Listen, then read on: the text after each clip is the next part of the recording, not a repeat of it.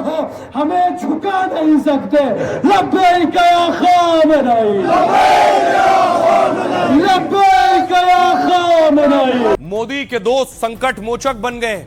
जो जंग ईरान और अमेरिका के बीच होने की संभावना थी, वो जंग किसने रुकवाई आपको बताऊंगा। उससे पहले देखिए जरा, भारत में खामनेई के समर्थन में प्रदर्शन हो रहा है। ये लद्दाख की तस्वीर कारगिल की आप देख रहे हैं।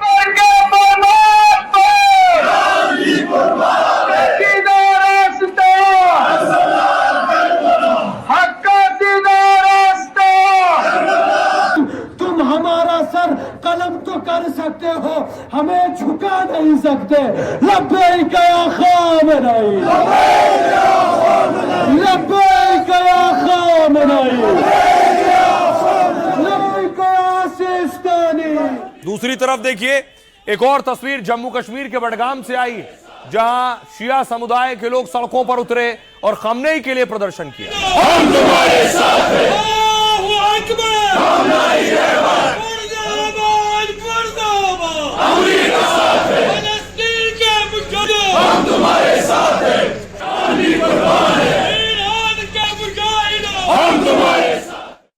दूसरी तरफ एक और तस्वीर आई कश्मीर से। श्रीनगर में भी लोग सड़कों पर उतरे। जम्मू कश्मीर से खासतौर से खामनेई के समर्थन की तस्वीरें आई। जान भी कुर्बान है, रहबर के फरमान पर, जान भी कुर्बान है, सैयद के फरमान पर, जान भी कुर्बान है। अमेरिका मुर्दाबाद, जिंदा है, रहबर के फरमान पे। तो शिया समुदाय के लोग हैं, वो आयतुल्लाह खामनेई को अपना नेता भी मानते, धर्मगुरु भी मानते हैं। लेकिन इस बीच जो जंग की संभावना थी, वो जंग रुकती हुई नजर आ रही है। पीएम मोदी के दोस्त और कौन वो चार लोग हैं जिन्होंने ईरान और अमेरिका की जंग रुकवा दी।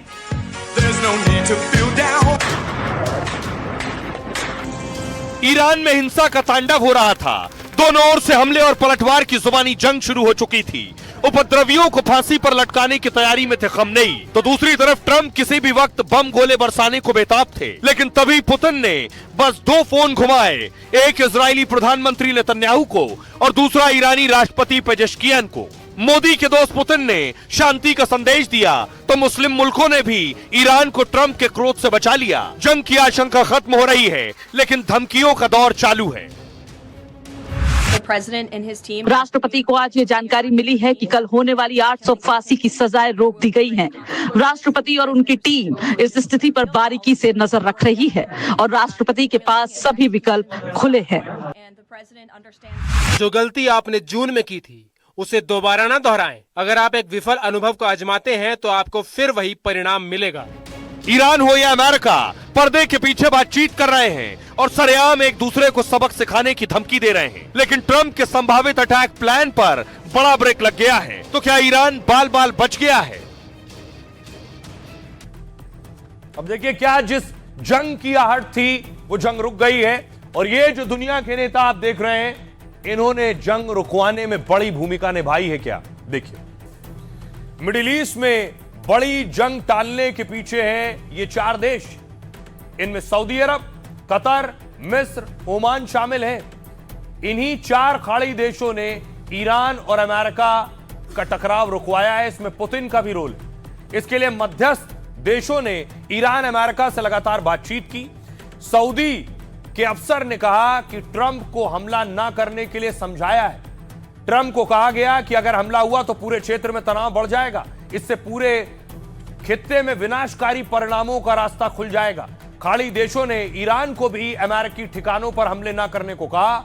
यह कहा कि हमला करोगे तो क्षेत्रीय देशों में हमेशा के लिए संबंध बिगड़ेंगे। लेकिन ट्रंप इसलिए भड़के थे क्योंकि प्रदर्शनकारियों को फांसी होनी। तभी ईरान को यह भी समझाया गया कि फांसी का फैसला टाल दे, जिसके बाद ईरान ने करीब 800 लोगों की फांसी पर रोक लगा दी। उधर पुतिन ने भी इजराइल और ईरान के राष्ट्राध्यक्षों से बात की। पुतिन ने नेतन्याहू और पेजेश्कियन से फोन पर कहा, तनाव मत बढ़ाओ। आखिरकार लंबी जद्दोजहद के बाद अमेरिका ईरान मान गए। कहा जा रहा है कि ट्रंप ने हमले का विकल्प ठंडे बस्ते में डाल दिया, क्योंकि अमेरिका के चारों देशों से रणनीतिक और कारोबारी संबंध है। पिछले साल ट्रंप ने सऊदी अरब से 54 लाख करोड़ का समझौता किया। इसमें सबसे बड़ा हथियार पैकेज और तकनीक समेत कई डील शामिल है। कतर और अमेरिका के बीच पिछले साल 22 लाख करोड़ का सौदा हुआ। मिस्र को तो यूएस सालाना 1,17,000 करोड़ की सैन्य मदद करता है। ओमान अमेरिका में 2024 में करीब 9,000 करोड़ का व्यापार हुआ है। तो जितने कारोबारी मुल्क अमेरिका के साथ कारोबार कर रहे थे लाखों करोड़ का, उन्होंने ही दबाव बनाया तो ट्रंप रुके हैं। सुनिए ईरान क्या कह रहा है। हम सऊदी अरब, यूएई, बहरीन, कतर, तुर्की और इराक के साथ भाईचारा और दोस्ती बनाए रखेंगे, लेकिन इन देशों में स्थित आपका कोई भी सैन्य बेस सुरक्षित नहीं होगा। हम सलाह देते हैं वापस चले जाएं, इससे आगे न बढ़ें। अगर हम आगे बढ़े तो फिर युद्ध विराम जैसी बातों की कोई चर्चा नहीं होगी। The regime's dereliction of duty to its own. राष्ट्रपति डोनाल्ड ट्रंप एक्शन लेने वाले इंसान हैं, न कि सिर्फ लंबी लंबी बातें करने वाले। जैसे कि हम यूनाइटेड नेशंस में देखते हैं, उन्होंने ये स्पष्ट कर दिया है कि नरसंहार को रोकने के लिए सभी विकल्प खुले हैं। राष्ट्रपति ट्रंप और अमेरिका ईरान के बहादुर लोगों के साथ खड़े हैं। ईरानी जनता की आर्थिक बदहाली और उनकी स्वतंत्रता के दमन के लिए पूरी तरह से ईरान की सरकार जिम्मेदार है और उन्हें इसके लिए जवाबदेह ठहराया जाएगा। With hundreds of thousands, if not millions. Peaceful protest. शांतिपूर्ण प्रदर्शनों को जानबूझकर हिंसक दंगों में बदल दिया गया। सिर कलम करने और लोगों को जिंदा जलाने और पुलिस अधिकारियों को पीट पीट कर मार डालने जैसी घटनाएं हुई। इस रक्तपात के लिए अमेरिका और इजराइल दोनों ही जिम्मेदारी से बच नहीं सकते। ईरान ना तो तनाव बढ़ाना चाहता है, ना ही टकराव, लेकिन ईरान के खिलाफ किसी भी आक्रामक कार्रवाई का जवाब निर्णायक, संतुलित और कानूनी तरीके से दिया जाएगा। तो अच्छी बात यह है कि जंग रुक गई, अब ईरान और अमेरिका नहीं भिड़ेंगे, तो उनकी फिक्र जो भारतीय वहां मौजूद थे सुरक्षित है। उन भारतीय लड़कियों ने बाकायदा वीडियो बनाकर अपने माता पिता को संदेश भेजा है, क्योंकि वहां इंटरनेट नहीं चल रहा है, कि हम यहां सुरक्षित हैं। University of Medical Science. We are in Iran. We are safe here. The university is fulfilling all our demands. So please, the parents, do not panic. We will contact you as soon as our internet facilities will be restored. So for some. अब देखिए जरा क्या करते हैं जो भारतीय Iran जाते हैं और क्या कह रहे हैं वो। ईरान में जिनके भी घर वाले रहते हैं वो निश्चिंत रहें, क्योंकि फिलहाल ईरान अमेरिका में तनाव कम हो रहा है, यानी किसी तरह के हमले की आशंका ना के बराबर है। संभावित युद्ध टल गया तो भारतीय प्रवासी भी सुरक्षित हैं। खुद छात्राओं ने ईरान से वीडियो जारी कर अपना संदेश दिया है। उन्होंने कहा कि उनके जैसे छात्र छात्राएं ईरान में सुरक्षित हैं। छात्राओं ने कहा ईरानी यूनिवर्सिटी में उन्हें सहयोग मिल रहा है, लेकिन ईरान में रहने वालों के लिए परिजन जो भारत में वो परेशान है, क्योंकि ईरान में इंटरनेट बंद होने से संपर्क नहीं हो रहा है। ऐसे में कई लोगों की बातचीत नहीं हो रही और चिंता बढ़ रही है। ईरान में करीब 10,000 से ज्यादा भारतीय रहते हैं और इनमें से कम 3,000 भारतीय छात्र इस वक्त ईरान में हैं। दरअसल ईरान में मेडिकल की पढ़ाई सस्ती और उच्च स्तरीय है। भारत में अगर कोई छात्र प्राइवेट कॉलेज से एमबीबीएस करता है तो 5 साल के लिए लगभग 50 लाख से लेकर 1 करोड़ रुपए तक देने होते हैं। ईरान में एमबीबीएस का कोर्स 14 से 15 लाख रुपए में हो जाता है और इसलिए बहुत से छात्र ईरान जाते हैं, वहां मेडिकल की डिग्री लेते हैं और ईरान में जिनके भी घर वाले रहते हैं वो निश्चिंत रहें। आइए आपको सुनवाता हूं, सुनिए जरा वो छात्र क्या कह रहे हैं जो ईरान में।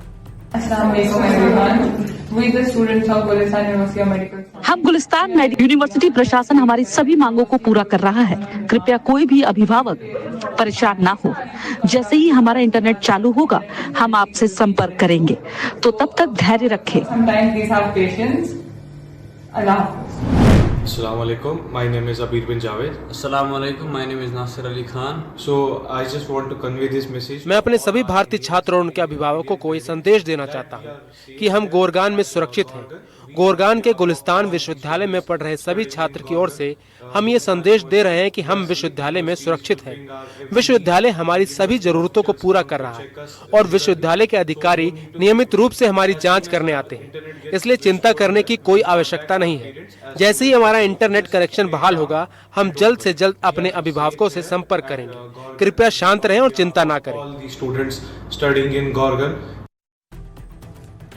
तो देखिए, 2 अच्छी खबर, एक जंग रुक गई, दूसरे जो भारतीय वहां हैं वो सुरक्षित हैं।